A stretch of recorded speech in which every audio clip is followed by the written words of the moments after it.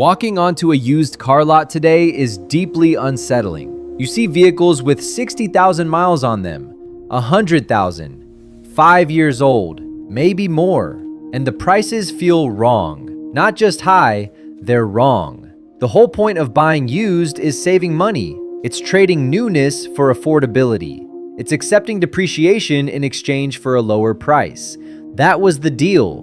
That has always been the deal. But now it isn't. A 3-year-old sedan that someone else drove, parked, and spilled coffee in costs nearly as much as it did when it was new, sometimes more depending on the year. A truck with 50,000 miles on it sells for what it sold for on the dealer lot when it was brand new. The depreciation curve that everyone understood and felt was a law of nature has flattened. In some cases, it's even inverted. This doesn't make sense. Used goods are supposed to lose value. They're worn out, they're older, they carry risk. The person selling them is getting rid of them for a reason. So why does it feel like used cars have become more valuable, not less? The answer isn't simple, and it's not temporary, it's structural. It's been building for longer than most people realize. Let's start with what used to be true, the old logic. It's the logic that everyone still expects to apply. When you bought a car new, you paid full price. The moment you drove it off the lot, it lost value. 10%, 15%, sometimes 20%. That wasn't a scam, it was reality. The car was no longer new. It had an owner. It had miles on it. Most importantly, there was uncertainty. How was it driven? Was it well maintained? Were there undisclosed problems? The price had to account for that risk. As the car aged, the risk increased. The more miles it had, the more wear and tear it had. The car was exposed to the elements for longer periods of time. Rubber degraded, seals dried out, rust formed, parts wore down. At some point, the cost of maintaining an old car exceeded its value, so the price kept dropping. Depreciation was expected. It was logical. This created a predictable market. People who couldn't afford new cars bought used ones. They accepted a higher risk in exchange for a lower cost. There was always a supply of used cars. New cars were constantly being sold, which meant older cars were constantly being traded in. The cycle fed itself. Buyers moved up, sellers moved on. Used cars flowed through the market at reasonable prices. This worked for decades. It felt natural, stable. Then it stopped. Not all at once. It didn't happen because of a single event. Rather, it was a gradual shift brought on by multiple forces. By the time people noticed, the change was already set in stone. Here's what happened on the supply side. Fewer cars entered the used car market. This wasn't because people stopped selling cars, it's because fewer cars were being produced in the first place. Go back a few years. New car production slowed down. Factories couldn't get parts, mostly chips, but also other components. Wiring harnesses, for example. Sensors. These are the things that people don't see, but modern vehicles can't function without. So production lines slowed, then they stopped. Then they restarted at reduced capacity. During that time, millions of cars that would have been built simply weren't. Those missing cars didn't just disappear, they created a gap in the pipeline. Used cars don't appear out of nowhere. They come from new car sales. 3 years ago, 5 years ago, 7 years ago. If those cars weren't built back then, they can't be sold as used cars now. But it's more than that. Even before production slowed, something else was changing. People were keeping their cars longer. This isn't speculation. Fleet turnover slowed. The average age of vehicles on the road increased, and it continued to increase. This is because modern cars last longer. Engines that used to fail at 150,000 miles now routinely make it past 200,000. Transmissions that once needed rebuilding are now sealed units that last the life of the vehicle. Rust protection has improved. Paint technology has improved. Even the interiors hold up better than they used to. So people held on to their cars, not because they wanted to, but because they could. The car still ran. They still looked decent. It still passed inspection. Replacing it would mean paying more for something new. So they waited. While they waited, the supply of used cars tightened. Now let's talk about the other side, demand. When new cars became too expensive, people turned to the used car market. That makes sense. It's what you're supposed to do. But this time, the numbers were different. New car prices had climbed so high that even an inflated used car price looked reasonable by comparison. Then, something psychological happened. Buying used no longer felt like a compromise. It started to feel like a smart decision, a strategic move. You're letting someone else eat the depreciation. You're avoiding the markup. You're getting most of the utility for a fraction of the cost. That's how people framed it. The more expensive new cars became, the more rational used cars seemed. But here's the thing. If everyone decides that used cars are a smart choice at the same time, then used cars will stop being cheap. Demand drives prices. When demand surges into a market with limited supply, prices rise. And fast. Fast. They don't come back down either. The people selling used cars aren't charities. They're responding to the market. If someone is willing to pay $28,000 for a car with 40,000 miles on it, then that's how much it costs. That's not greed, it's the market clearing. Now here's where it gets interesting. The quality of used cars has changed. Not specific models, it's the underlying reality of what a used car is. The car from 15 years ago quickly started showing its age. The seals leaked, electronics failed, the engine burned oil, the transmission slipped. Rust appeared.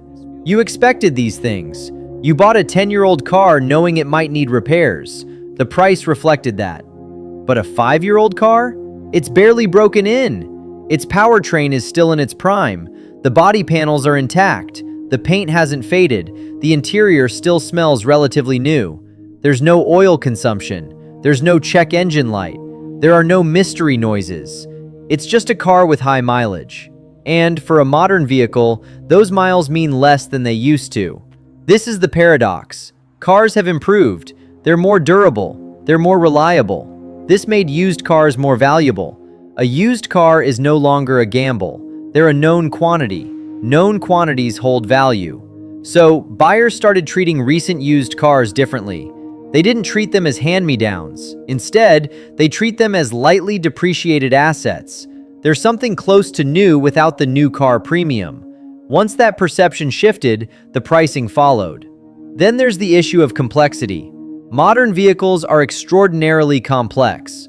More sensors, more computers, more software. They have more systems that can fail in expensive to diagnose and repair ways. People know this. They've heard the stories. The car that needs a $1,000 module replacement. The sensor that malfunctions and disables half of the vehicle's features. So, what do buyers do? They avoid the extremes. They don't want a brand new car with unresolved bugs. But they also don't want a 15-year-old car with outdated electronics and no software support. They want something in the middle. They want something recent enough to be reliable, old enough to have a track record. It should be new enough that parts are available. What's that sweet spot? 3 to 5 years old. Everyone knows it. That means everyone wants it. This keeps the prices high.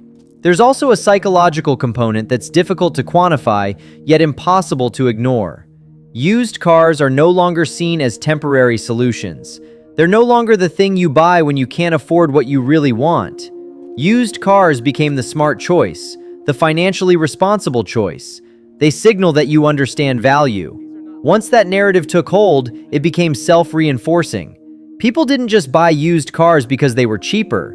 They bought them because buying used felt like a victory. It was like beating the system. When something feels like a good deal, people pay for it, even if it's expensive. Now let's talk about the market itself. The market for used cars isn't what it used to be. It used to be local. You went to a dealer and looked at what they had. You looked at what they had, you negotiated. The dealer had some flexibility because they didn't know exactly what the car was worth. They had a sense, they had a gut feeling, but the pricing was fuzzy. This meant there were deals to be found, if you looked hard enough, that is. That's gone now. Pricing is transparent. National databases track every sale. Algorithms adjust values in real time based on supply and demand. A dealer in one state knows what the same car sold for in another state last week. So does the buyer. Information asymmetry is a thing of the past. There's no hidden inventory. There are no underpriced gems sitting on a back lot.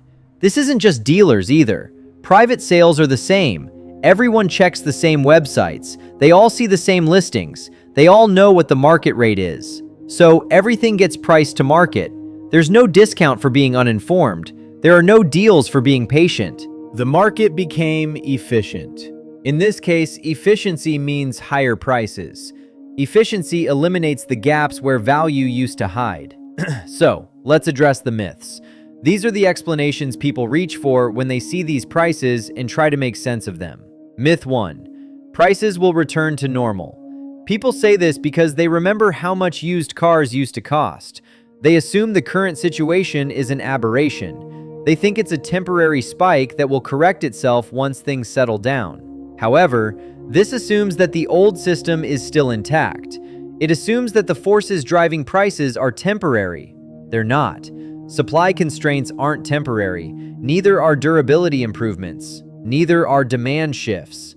The market has already recalibrated. Recalibrations don't reverse. They establish new baselines. Myth 2. Dealers are just greedy. They're taking advantage of the situation by price gouging. They're price gouging. However, dealers don't set prices. They respond to them. A dealer pays wholesale for a used car based on what they think they can sell it for. If they overpay, they lose money. If they underprice it, someone else will buy it and resell it for a higher price. They're operating in a market. When functioning properly, markets don't allow for sustained excess profits. Competition ensures that. Are there markups? Yes, but markups exist because buyers are willing to pay them. The moment buyers stop paying, the markups disappear. The fact that they persist means the market supports them. Myth 3. This is just inflation. Everything is more expensive. Used cars are no different. Except they are different, because inflation affects nominal prices. But used cars have appreciated in real terms, relative to other goods, relative to wages. A used car today costs more than it should, even accounting for inflation, which means something fundamental changed. Not just the currency, the underlying value. So, what's the big picture here? What does all this mean? It means that used cars are no longer considered consumable goods. They're durable assets. They hold value because they last longer, perform better, and remain relevant for longer periods of time. By definition, assets don't depreciate the way consumables do. Think about it. A used car from 20 years ago was closer to a disposable product. You used it until it stopped being worth fixing. Then, you scrapped it. The value curve was steep and unforgiving. A used car today is different. It's more like a tool or a piece of equipment. It's something that retains its usefulness for a long time. It can be maintained, repaired, and kept running for decades if needed. Tools hold value, especially well-made ones. Well-made tools especially hold value. This is what changed. The nature of the product changed. Once the product changes, the market changes. Once the market changes, prices follow. This isn't a broken system. It's a market working exactly as designed. Supply is tight, demand is strong, quality is higher, and information is transparent. Used cars aren't temporary compromises anymore. They're reliable, rational alternatives. And when alternatives work this well, they don't stay cheap. The old deal is gone. This is the new normal.